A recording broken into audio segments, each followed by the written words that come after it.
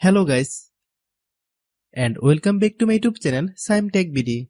Today I will discuss how to Spectrum TV loading problem. I have a request, if you are new to channel, please subscribe and stay with us. Click Settings, click Apps, click App Management,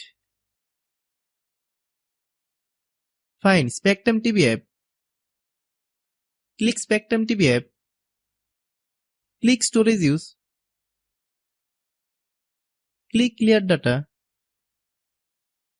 If you clear data, you need to log in your account again. Click OK. Click Back. Click Force Stop. Then open Google Play Store.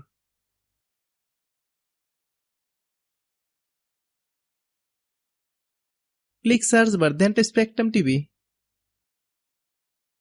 Click Spectrum TV. If you get any update, please update. Then log in your Spectrum TV account. If your problem is not resolved after following all the steps, then understand the server is down now. Hope you understand. I have a request, if you are new to channel, please subscribe and stay with us. By watching my tutorial for more tech videos, you can subscribe.